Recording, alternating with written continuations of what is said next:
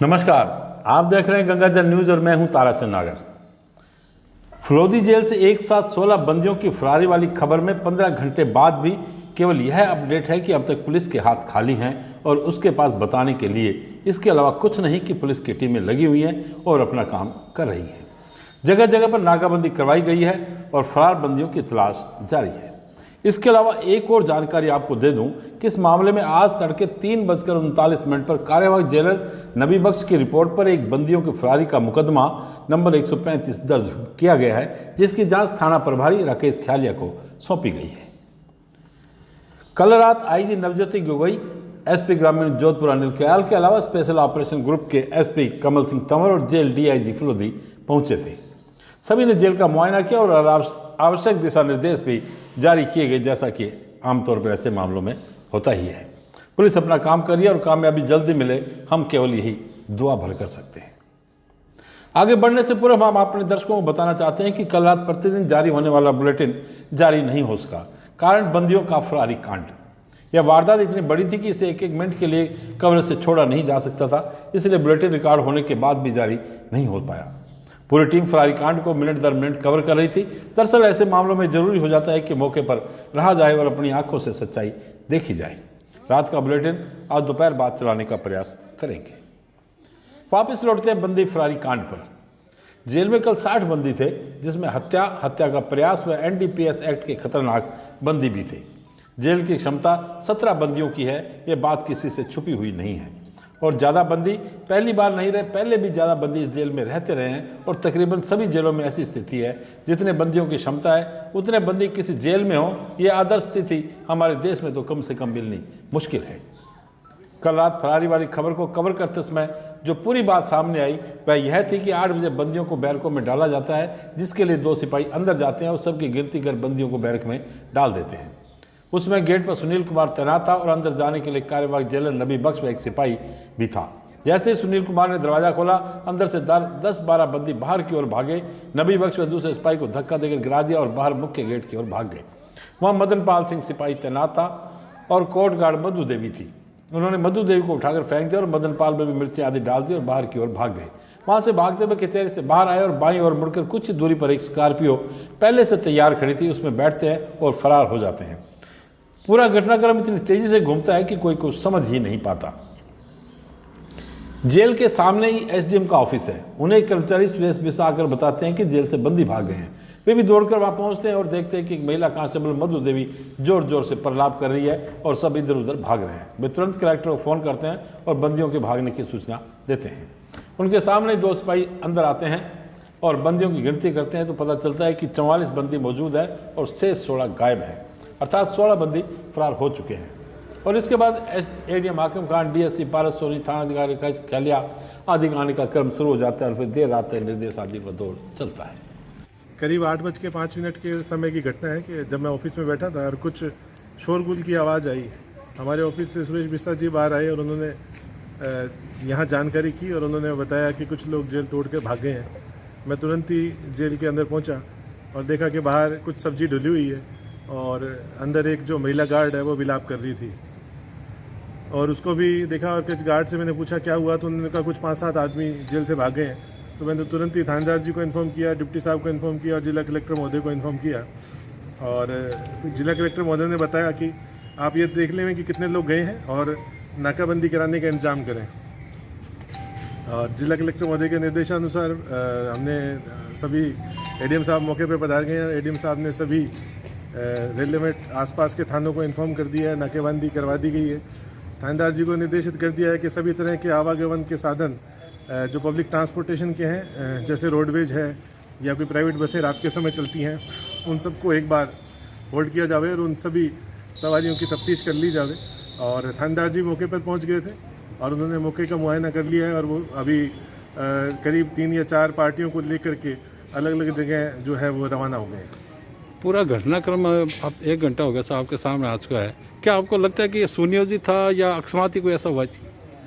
मुझे नहीं आइडिया सुनियोजित है अकस्मात है, पर यह क्लियर है कि इसमें बड़ी लापरवाही है। क्योंकि 2 जेल के 2 गेट होते हैं। अगर वो गेट किसी वजह से खोला और वहाँ से कैदी निकले थे तो ये गेट लॉक होना चाहिए था, और अगर ये गेट भी खुला है तो ये 100% लापरवाही प्रथम दृष्टया जेल स्टाफ की लापरवाही नज़र आ रही है। जेल स्टाफ को मुझे आगे बताना चाहिए था, क्योंकि मैं ऑफिस में ही बैठा हूँ और सामने ही बैठा दिख रहा था, और ये रात का समय है और इन्हें आके मुझे इन्फॉर्म करना चाहिए था।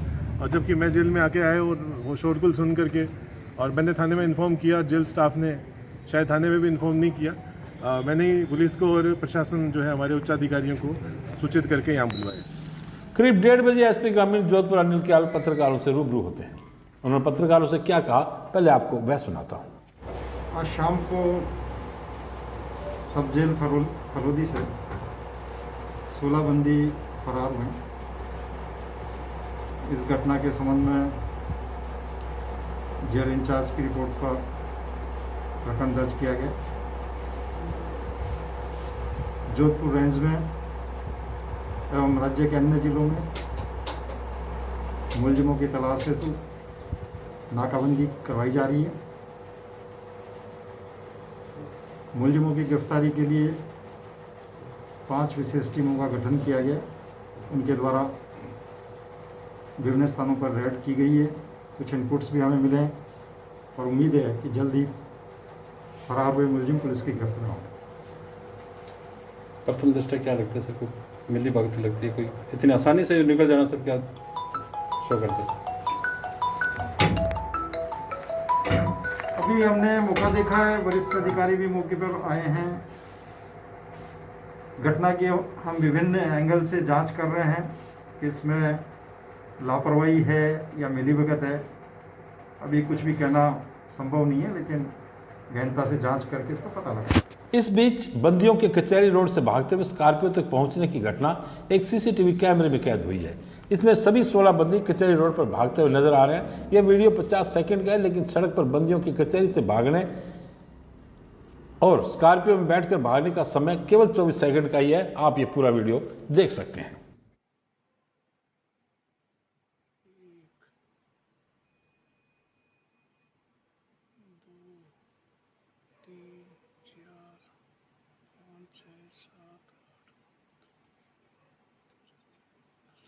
सोलह इसमें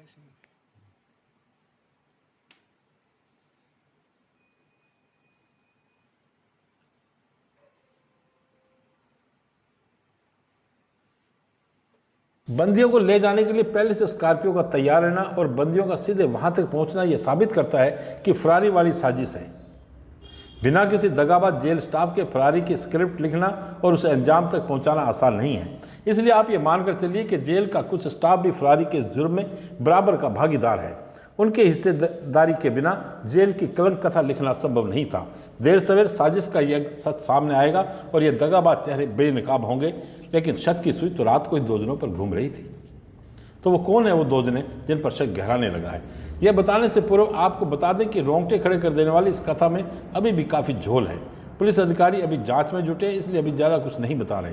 जांच के इस स्तर पर कोई बताना भी नहीं चाहता, क्योंकि इससे मुलजिमों को भी कभी कभी लाभ मिल जाता है। एक साथ 16 बंदियों के जुर्म की कथा आज देश भर के अखबारों और न्यूज़ चैनलों पर दिखाई जा रही है।